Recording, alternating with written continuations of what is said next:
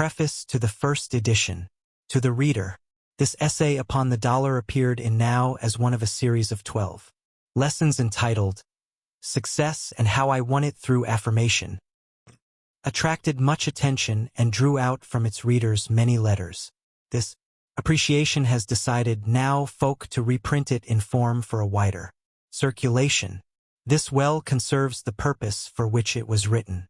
I wish to awaken my fellows to a sense of their present possessions and help them to a realization of the principle which controls life's expression so that, living, being to them a fine art, they will cease to look for happiness in some far-off heaven, but will enter into the enjoyment of the one they create here and now. It is believed that this little monograph is the first utterance of the thought that each individual has the ability so to radiate his mental forces that he can cause the dollar to feel him, love him, seek him, and thus draw at will all things, page 11, needed for his enfoldment from the universal supply. It will help you to rise above the drudgery of enforced labor and enable you to enter upon the manifold expressions of life with the jolt and spontaneity of childhood. This is the thought which comes to you with this, my lesson of success. Henry Herrison Brown. San Francisco, California, May 1, 1903. Preface to the 30th edition. The constant and increasing demand for this modest booklet and the beneficent effect which it has had on thousands of its readers seem to justify its appearance in a new and enlarged form. May it have also a wider influence and an enlarged power to free the minds of its readers from the tyranny of things. Henry Herrison Brown. 589 Haight Street, San Francisco, California, March 1917. Supply. He who dares assert the I may calmly wait, while hurrying fate meets his demands with sure supply. Helen Wilmans. Harmony. There is neither health nor prosperity without harmony. There is no peace, no health where there is want, be it one of material supply, wisdom supply, or love supply. Love, truth, and dollars, these are necessary to human well-being. Mind, body, and estate must be cared for. In order that there may be health, happiness, and prosperity, there must be harmony. This harmony is found in merely giving self, the soul, its way. Harmony is living in obedience to mental law. It is found in right thinking. Bane of poverty. Poverty is the main cause of the unrest, the disease, the unease that afflicts mankind. Remove poverty by right thinking and all attendant evils will disappear. This right thinking means that there shall be on the part of the individual a change of attitude toward the dollar. Mental attitude. The prevalent attitude is want for the dollar, belief that dollars are power. This must be outgrown, and the attitude must be that all power is in man. Dollars are machines with power delegated to them by man. They are useless without man. Dollars want me is to be the thought of the coming man. A few so think now and have obtained mastery of supply. Demand and supply. It is a legitimate demand on the part of each individual that he have enough. To supply human needs is the function of the universe. All is for man. The sun shines for him. The waters run for him. The flowers bloom for him. The grain ripens for him. And the earth teems with beauty for him. All would be useless, would be purposeless, but for him. When he ceases to be, there is no use for the universe or anything in it. Without man, these are virtually non-existent. Man alone gives a meaning, a use, a value, a purpose to the universe. There is enough in the universal one from which all things materialize, for each one to have enough to meet all desires without robbing any. Infinite supply is all about us, and yet there is want. Whose the fault? Not of the one. It is in ourselves. We have not known how to claim, nor have we claimed our own law of supply. The law is simple, and it is laid down by the greatest political economist as well as the greatest mental scientist the world has in its historic records. He was not a theologian, neither did he deal with questions of a future life, as many seem to think, He was a sociologist and a socialist. He dealt with questions of the life that now is. His name was Jesus. He gave the law. Thus, seek first the kingdom of God and his righteousness, and all things shall be added unto you. Study the law. Analyze thus. Kingdom of God? Where? Within you. God is spirit, he said. The kingdom of God is then in the soul. It is the ego or soul of man. Know thyself as soul. Know thyself as spirit. This is the law. Live rightly is the meaning of his righteousness. Live in accord with your sense of right. Obey your own conscience. Then all things shall be yours. Things of whatever kind, of all kinds, are manifestations of the one substance. Things are, like yourself, manifestations of the one God. Dollars are things. Dollars are manifestations of the one God. The law is simple. Plain directions, these live true to self. Live spiritually. Give the first place in your thought to the eternal, from which things come and then all things will come to you at need. First, yes, not things first, but that mental condition which controls things. Not dollars first, but that mental attitude which attracts dollars. I trust myself. That mental condition is faith in self as a manifestation of omnipotence. Faith in self as a manifestation of the all-good. Faith in the universe as justice. Faith in the universal one as entirely good. Faith in the life yon are to draw its necessary supply of things demanded for its highest expression. Then let things come. This is all, but it is God. This is the straight gate. Few there be that enter in, but all may. Things are second. Few place things second. Dollars, position, influence show these in common thought come first. But these are results of power. First become one with the power, become the power, and these desired things will come. The ordinary process of business, the customary method of thinking, is to be reversed. Think from inward power, think from being. Be the master. You will then be the master and things will take their right place. Become one with God by recognizing him as king in your soul. Listen to him in the edicts of your soul. Say, as you thus become negative to the higher in you, now, God, do your work your way, and it will be done satisfactorily to me. No one can fail when he assumes this attitude of love and trust. It would be an impotent God, and therefore no God, that did not work when these conditions are made. Poverty, how cured? Poverty is a mental condition, can be cured only by the affirmation of power to cure. I am part of the one and in the one possess all. I possess all. Affirm this and patiently wait for the manifestation. You have sown the thought seed, now, like the rancher, wait for the sprouting and the harvest. Can never fail you when, like him, you trust. Cure of poverty. Repeat this affirmation no matter what the appearances.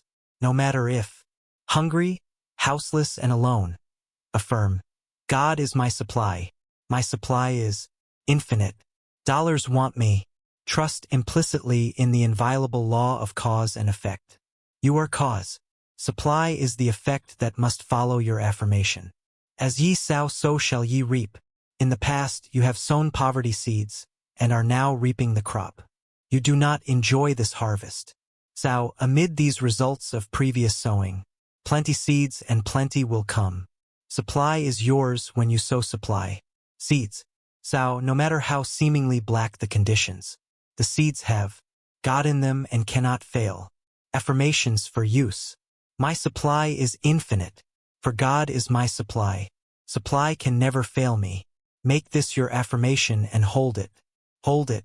Supply is sure. The law of supply is as sure as gravity. In this affirmation, all is mine. Dollars want me. You have repolarized your aura. You have changed your vibrations. And you will draw, as the magnet draws the needle, all you can use. Try it. Never let go of your trust that dollars, or that for which they stand, will come. Thy kingdom, O soul, has come and thy will is done, for God and soul are one. All is mine. 'Tis but by asking, ere I make my silent plea life unlocks her richest treasures for my waiting eyes to see. Opulence. You conquer fate by thought. If you think the fatal thought of men and institutions, you need never pull the trigger. The consequences of thinking inevitably follow. Carlyle. The dollar's side. Personal ideals of necessity must differ, yet, since money represents objective power, its consideration must enter as a factor into every ideal of success. Money represents supply. It stands in our thought for food, clothing, and shelter, for books, pictures, and companionship, for enjoyment, unfoldment, and expression. Material supply is a necessity of life. The dollar is the concrete representative of this necessity.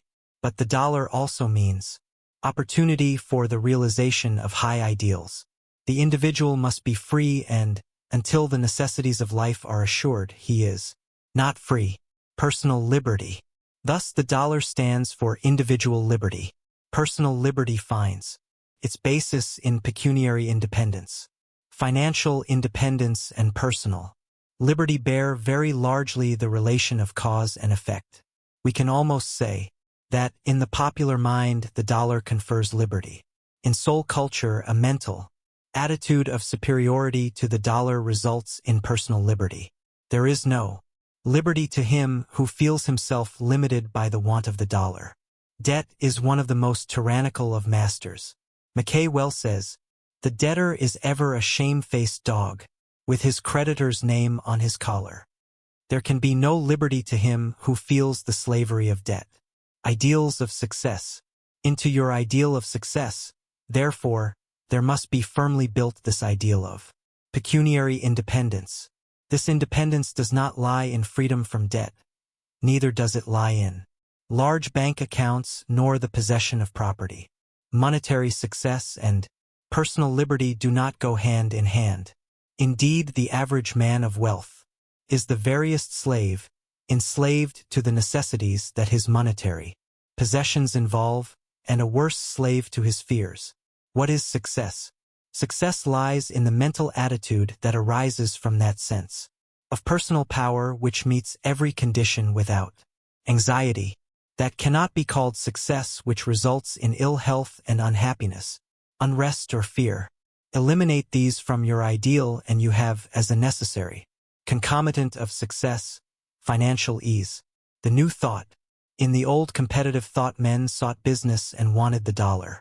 Under the new thought, it is, seek first the kingdom of God and its right living, and all things necessary to my happiness will be added to me. The soul has only to exercise its drawing power. When the conscious mind lets itself be led or drawn, it will be drawn to what it desires. Desire is the magnet. Let it have its way. Trust in your own love of truth and love of goodness, and never question. That you desire it is enough. That you desire it is evidence that it already exists for you on the soul side. Be passive to the desire and let it manifest. This attitude is itself success. What to think? Think positively. Things belong to me. I am already possessor. They will come to me at need. Then let them come. If they do not readily come, hold no anxious thought about them. Having accepted truth that all is mine, and that all desired conditions or things will manifest, keep on working in an equable, confident frame of mind, and let them come. Anxiety, doubt, mistrust show that you have not claimed them as realities, but have held them as dreams or possibilities. Until you hold them as realities, they cannot come. The right mental attitude. Change your attitude toward business. Do not seek it. See it mentally, already yours, and let it come. Attend yourself to details as they come to the surface. Consider business a principle that will run as runs a mountain stream when you remove your conscious will from it. All your concern is to be ready to use this business stream as the ranchman uses the water as it comes to his ditch. There is but one power, and that is the universal, the infinite power. Business is power. Business is a manifestation of the one power. Use power as does the telegrapher. Let it come and then direct it. The wisdom for the day comes with the day. Let it come by having faith in self. Work each moment as if what you desire were here and it is here. Place of money. As to money, regard it also as merely the power that keeps business going. Welcome its coming and rejoice at its going. It never does its work until, like water in the stream, it has passed under the wheel. The hoarded dollar does not work and is of no real value to you. The dollar you spend is the only one you really have, for by the experience of spending it you gain a growth and enlargement that is yours forever. You are power. Money is only delegated power. You direct its expression. Change your attitude toward money. It is not the almighty dollar. Almighty power uses the dollar. Say to the dollar, I do not need you. You need me. You are of no use until my brain and hand use you. You wish to be used. You come to me, that you may be used. I do not need a dollar. Dollars need me. Assume this mental attitude and see what a change it makes for you. When you have changed your aura, dollars will be drawn. You need not think of their coming, for they will come to you through the opportunities which this new mental attitude will reveal to you. Think only of using them. Mental attitude towards dollars. Change your attitude towards the dollars you have. Tell them they are of no use until they are expended. As you see them lying about, say to them, idle dollars, go to work. Go out and circulate. Each one of you go and pay $1 million in wages and debts. When I need you, come back again. You are useless and have no value until you go to work. Then let them go to work, knowing that when you send this thought with them, they or their fellows will come back to you to be set at work. Spend the dollars. Before you spend a dollar, the question comes, is it right? Whether you have a single dollar or whether behind the one you think of spending are $1 million makes no difference. If it is right to spend the dollar in the proposed way, had you the $1 million, it is right thus to spend this, the lone one. Therefore, when you feel it is right to spend a dollar for any purpose, spend it as royally as if you were a millionaire. From the inner life, this message was given to me years ago. Let a thought of use stand guard over your purse and then spend freely. Amend this by affirming, a thought of the righteousness of the spending stands guard over my dollars, and I send them forth with blessing. Thoughts do the work. These dollars, like every thought of good you send out, will return to bless. You do business with thoughts only. Dollars are but materialized thoughts. Each dollar in any man's hand represents his thought in material form. Send out at all times with your dollars the thoughts you wish to return to you. For what you sow in your dollars, you reap in dollars that either do or do not come back to you. Put the thought of success, happiness, and health into every dollar that passes out, and it will return so laden. Poles of thought. Having acquired the proper mental attitude, there is something necessary for you to do to draw the dollar. Your magnet of desire must have two poles. First, you must have something which the world needs and is willing to pay for. In this respect, you must follow the law of supply and demand. You must honestly feel that you will give the dollar's worth for every dollar that you desire. Secondly, you must, in all sincerity, dedicate every dollar that comes to you to noble service. You can then feel that dollars want you, that through them you can give what you have of value to the world. Feel that dollars wish you to use them for the accomplishment of your purpose, to use them justly. With this ideal, you can conscientiously invite dollars, and they will come. They need your heart, brain, and hand that they may benefit the world. What are dollars? Dollars are manifestations of the one infinite substance as you are, but, unlike you, they are not self-conscious. They have no power till you give them power. Make them feel this through your thought vibrations as you feel the importance of your work. They will then come to you to be used. They will not come, nor can you in this thought draw them, to be hoarded. Use helpfulness and happiness must be in your thought of success. This held firmly, perseveringly, as your affirmation. will turn the current of dollars your way. What to think? Your thought should be, I possess that which the world wants.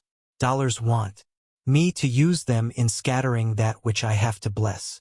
Use these affirmations persistently. Dollars love me. Dollars want me.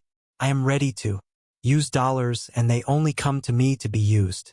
Make no limit as to the amount. Claim abundance. Claim all you can use for good, all that is needed to enable you to be useful and happy. Abundant supply be your demand. Time a factor. In all your self-culture, you are to remember that time is a necessary factor. In unfoldment, it is not a measure of duration. This mistake of measuring time by the figures on a dial will never do in this culture. Time is to be measured by growth.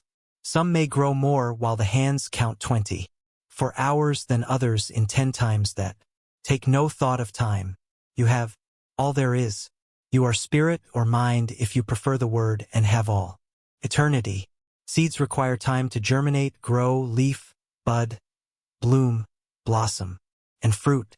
Each thought, each change in your ideal is a seed. It will follow nature's line of evolution. You will require time as you change your attitude. Period will be required to change your vibrations so that the dollar will feel you and learn that it wants you. This period will vary according to your power of concentration and your fidelity to your ideal as couched in the affirmation. Dollars want me. The thought field is first to be cleared of the weeds of the old thought.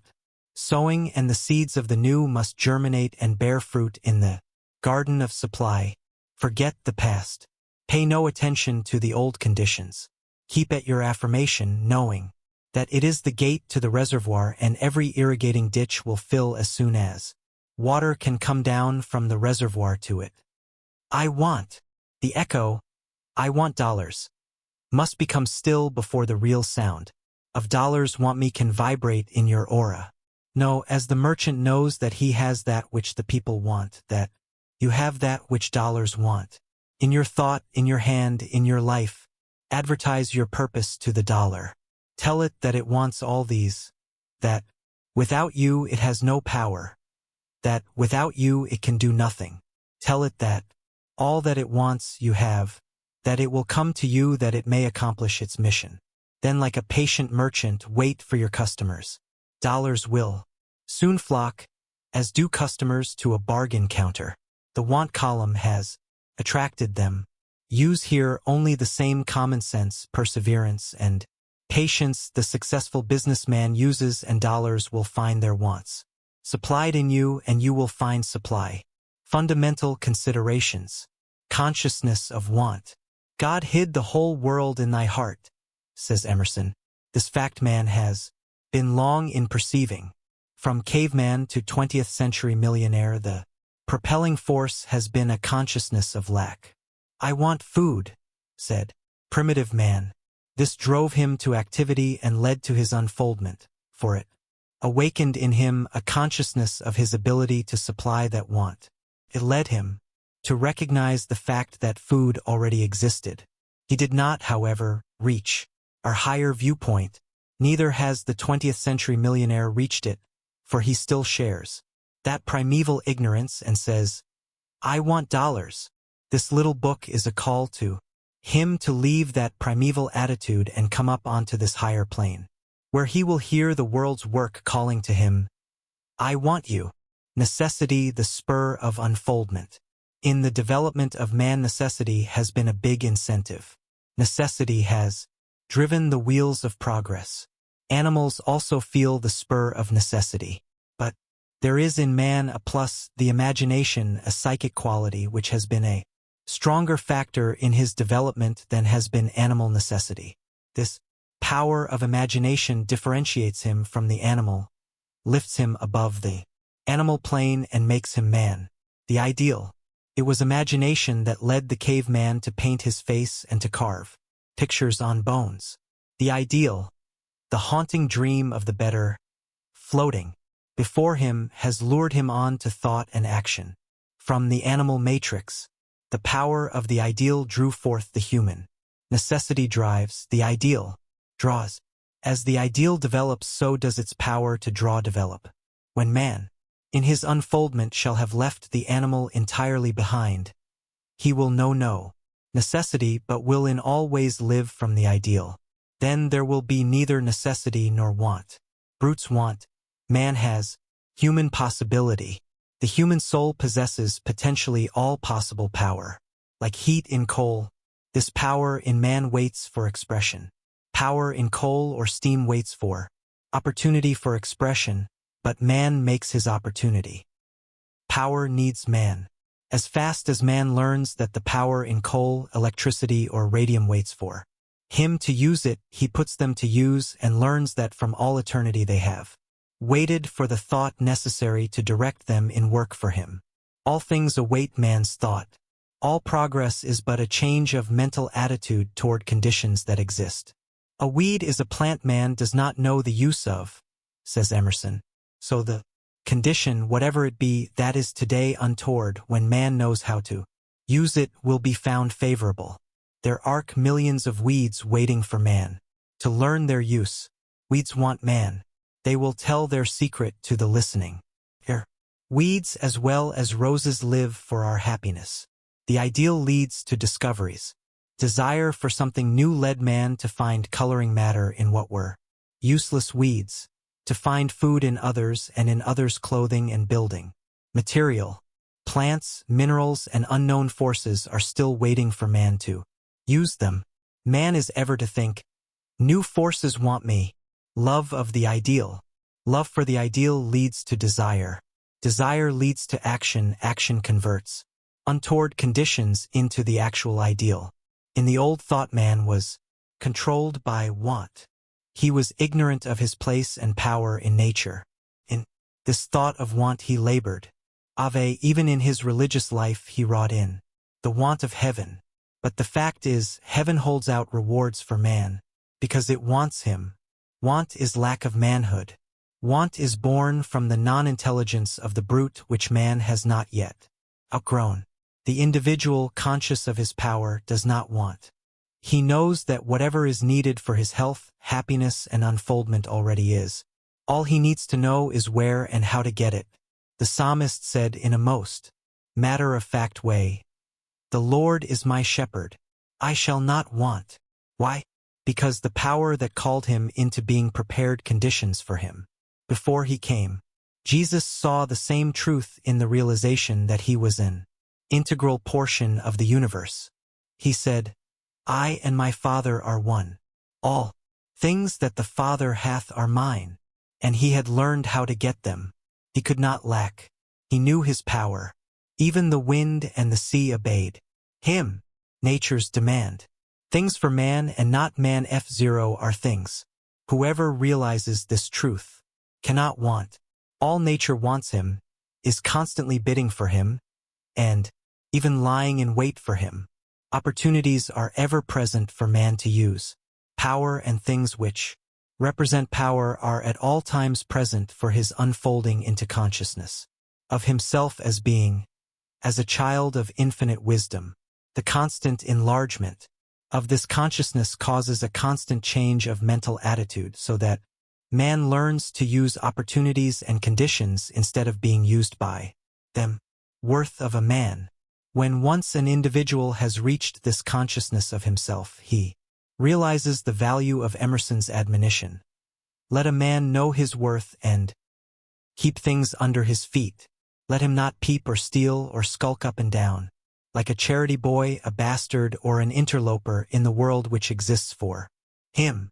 He will know that all that is for the unfolding into consciousness of the embryo God which he is, following the ideal. He will follow and love his ideal, and there will constantly open fields of activity that want him. There will constantly be more power asking him to harness it. In radium he is finding now only the promise of future knowledge, a vaster use. Power is an atmosphere that cannot be limited or lessened. In consciousness of himself as power to use power, man will not seek to possess things, but will learn to use things. Thus will the law be fulfilled. Seek first the kingdom, then will things be added. No life waste. This truth perceived, man will not waste life in hoarding and clinging to things. Each day he will use in love everything that is his to use, and thus will develop his power to draw other things that want him to use them. He will gradually unfold the ability to see and improve the incessant opportunities that force themselves upon him. He will come to know that nature wants his thought and love to help her express her latent forces, which are merely waiting for the hand of man to loose for his use. Nothing has value save that which adds to man's health, happiness, or usefulness, said James Freeman Clarke. Nature writes upon all her works service to man. Inventions. The power of the inventions of what Stephenson, Edison, and Langley to revolutionize civilization is small compared with the transforming power flowing through the mental attitude expressed in the thought. Things want me. Dollars want me. Nature wants me. God wants me. Power of truth. Every new perception of truth causes changes in every line of thought and endeavor. Not an avenue of human expression, but was changed by Copernicus and by Darwin, Wallace, and Spencer. The truth that a tan is wanted will work a greater advancement in spiritual welfare than these perceptions of scientist and philosopher have wrought in material and intellectual good. Universal principle. The principle is universal. Man must entirely reverse his attitude toward nature, himself, and things. He must recognize that, as the crowning expression of infinite power, he is to accept his place as the ruler, and he is to exercise dominion over all things. He must affirm, the world exists for me. It is for my use. It has no other use than to minister to me. Without me, there is no purpose, no ultimate in nature. Social change. There can never be a happy and equitable condition in society until the present attitude of want is changed. Whenever the race shall affirm, things want me, then the millennium will be near. Man will then see that he is infinite in his possibilities, that time and things are simply the means by which he comes into consciousness of his own divinity and immortality. That change comes to each individual when he learns to affirm in truth, I possess, in place of, as he now says, I want. Dollars want me, in place of I want dollars. Great is this change. This change is so great that when proposed to the average man he no more sees the principle and its import than would the boy by Franklin's side have understood him had Franklin said that the lightning which he was drawing from the sky would run streetcars and drive automobiles and airplanes. Dollars want me will work a no less marvelous change in the world's social life. Criticism. I am aware that the principles of this little book are an easy mark for the humorous or satirical pen of the superficial critic.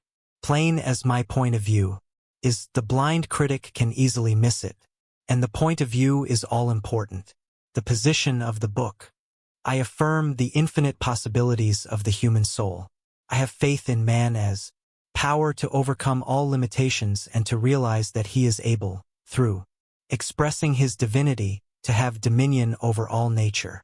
He will have this as fast as he learns his power. I affirm that there is but one power, one mind. All phenomena are but a manifestation of that one. The self-conscious manifestation of that mind, man, because he is self-conscious, has power to command obedience from all that is not self-conscious, to command all that is not himself. Money, being a part of all and also being a creation of human thought, is subject to human will. All this my critic may not accept, and consequently he will look from the old thought point of view. Having no thought in common, he cannot agree with me. Work and practice. Do you wish to know the truth of these principles? Practice them and await results. The final test is always, by their fruits ye shall know them.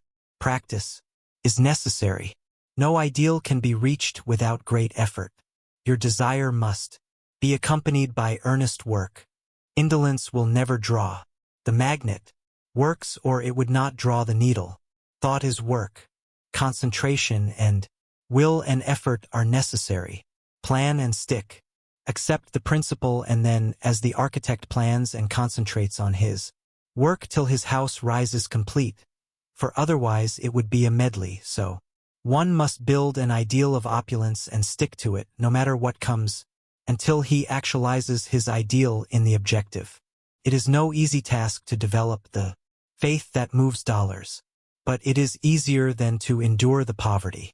Let one be as persistent in thinking and declaring, "I am rich," as he has been in declaring, "I am poor." Let him with equal persistence say, "I have dollars," as he has been saying, "I want dollars." I will promise him that he will grow into that mental attitude of perception that will see and take advantage of opportunities to earn the dollars that lie all about him now unperceived. No, man can do his best under the thought of poverty, under a thought of want. Knowing his ability, the workman does his best. Under fear, doubt, mistrust, he can never do good work. The poor workman quarrels with his tools. The good workman knows he has the power and uses to best advantage his tools. It is always the mental attitude that determines success. Let that attitude be, "Business wants me." An instance of success. A gentleman in my class in Boston who furnished a noon luncheon to hundreds said, "Mr. Brown, I don't understand how dollars want me. Why did you select that location for your business?" I asked. "Because it was in the center of the business district and there was opportunity for me," he answered. "Surely," said I, "you have answered my question. You went there because business called you. Business wanted you. You said, 'Men want dinners and I go to furnish them.'" He saw the point, applied it, and thinking thereafter, "Men want dinners," drew men and increased his business. We radiate a mental atmosphere that is sensed and is potent. He who says, "I want your dollars," repels you. He who says, "You want my goods and I am glad to serve you," draws business. Rockefeller. When you realize the power of mind through concentration and right thinking, you will see that the great financiers each unconsciously applied the law which this book teaches. I have this instance from some reminiscences which Mr. Rockefeller has published. As our success began, I seldom put my head upon the pillow at night without speaking a few words to myself in this wise: "Now a little success. Soon you will fall down. Soon you will be overthrown, because you think you are quite a merchant. Look out, or you will lose your head. Go steady." These intimate conversations with myself, I am sure, had a great influence in my life. I was afraid I could not stand prosperity, and I tried to teach myself not to get puffed up with any foolish notions. Talk to yourself. Treat yourself as teacher and pupil, as doctor and patient. With constraining directness, make your affirmations to yourself. Only thus can you open up the sources of infinite power that are within Vaughn. This talk in E is best done in formulas positively expressing I am. Affirmations for success. The teachings of preceding pages have been necessary that you, my reader, may fully understand the principle of affirmation. Now I will give you some examples in the way of affirmations that, if you will repeat them until it becomes a habit for you to think along their lines of thought as automatically and persistently as you have in the old lines, will so completely change your life expression that you will, in comparison with your past, seem like a new person. What to avoid? Avoid negative expression. Never use words that are not in line with your desire. Here are 3 expressions to avoid. I cannot afford it. It is common when one desires a thing and does not feel that he can expend the cash for it to say, "I cannot afford it." For what are the dollars in your purse? To spend. Can yon afford to spend them? Is it not that for which you have them? You do not mean that you cannot afford. This thought makes you the servant of the dollar. What you really mean is, I do not feel that this thing is the one I can best buy now. I prefer to use the dollar in other ways. This is the proper attitude of mind. In it you continue to be the master and the dollar is subject to your decision. This may seem like a very little thing, but it is the most important thought you can apply in your career for success. It is dollars want me, thought, and not the thought, I want dollars to tell me what I shall do with them. A gentleman once said to me, I'd like to buy some of your books, but I cannot afford it. Excuse me, said I. You smoke 10-cent cigars? Certainly, was his reply. At least 5 a day? Sure, he said. You can afford them? I do. Then you will pardon me. You should have said, I can afford to buy some books if I decide, but I prefer to spend the dollar for cigars. This is your privilege. Exercise your personal liberty and be master of your pocketbook and say, I spend the dollar as I desire. I have spent so much. This is the second expression to avoid. Have you spent or exchanged that which represented value for something of value which it stood for? You bought a suit of clothes. $20 exchanged for clothes. In taking an account of stock, Vaughn only changed $20 from cash account to assets. Your account balances the same. Investment. Another way to look at money expended is as an investment. $50. Invested in mining stock and you look for dividends. So invest every dollar that passes out of your hands. It is an investment in education, in health, in experience. Feel thus toward the dollars as they go, and then your mental attitude will be so clear that you will see opportunities for other investments. That will bring sure dividends. Regret, sorrow, fears, remorse, and all such attitudes of mind so cloud the judgment that other effects similar to those regretted will follow. Happy, peaceful, contented, trustful, self-respectful mental states keep the reason, conscience, and judgment clear and proper. Investments will be made under them. Always see a dividend coming in from every dollar that goes from your purse. The greatest of all dividends is experience, for it is ever afterward a mental asset that increases the value of every decision. This, the third expression to avoid, is akin to the spending idea but worse. Away with it. The lesson learned is worth all it cost. Nature always gives. Measure for measure, so much experience for future guidance is always adequate recompense. All one gets out of life is the result of experience. Experience is the expression of life, the pressing out of life into consciousness. All our present consciousness is the result of experience. The present is but adding, through experience, to the sum total of our consciousness. So is it true that we act with all our past and think in the present. For this reason, no one has any cause to regret or repent or be sorry for any experience. One is today in consciousness all that he has expressed of the infinite possibilities of the soul. Let him say, I have always expressed as my reason, my desire, and my will have determined. I have learned by experience what expression brings happiness and what misery. According to my power to choose, to decide, and to persist have I used the experience. Because of my use of dollars I learn how to use them if I am wise. If I do not learn, then the want which I allow myself to feel for the dollar will be the cause of more suffering. Once one has mastered that want by realizing the principles set down in this book, he will feel no sorrow over lost dollars, for he will know that the dollar spent or the dollar others call lost is his as experience forever. Financial freedom. Financial freedom is the real desire which actuates men in their labors for the dollar. That freedom will never come as long as one puts in the dollar any power to add to or to detract from his happiness, until he realizes that it is his attitude toward the use of the dollar that will bring satisfaction. There will always be the cry of want. Affirmations. I therefore recommend that the following affirmations be used till the mental attitude they express becomes habitual. I desire a deep consciousness of financial freedom. I desire that the flow of prosperity become equalized. I desire a greater consciousness of my power to attract the dollar. I desire a constant success in my business. 2. When you have used this until you are conscious of a definiteness in your desire, you may use the following. I have a deeper consciousness of financial freedom. I am financially free. Dollars want me. The indwelling power cares for my purse. I have whatever I desire. I have no question of expenditure. What I feel I need, that I purchase.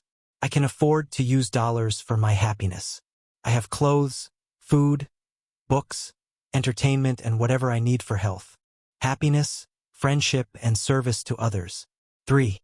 Here is another which was developed with the assistance of a friend for myself in a time of my own weakness. I must always say to myself, I'm financially free. I must see to it that the two men, the material and the spiritual that I am, shall blend to the purpose of financial success.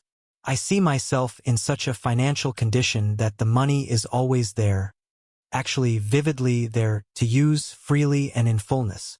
I always have a good bank account. I actually see it. My one idea of the law is to use. I insist most rigidly upon using my law most persistently until I have my full demonstration. I have strength of character, stamina, backbone, powerful purpose in accomplishing. I demonstrate that I'll have my home, funds for business, for recreation, and for any improvement in myself. I affirm real emancipation, real freedom to make the very best in my life. An editor's opinion. O. Hashnuhara, editor of Wings of Truth, London, in the April 1903 number of that journal, has this to say of the law of opulence. The February issue of Now contained an article on opulence.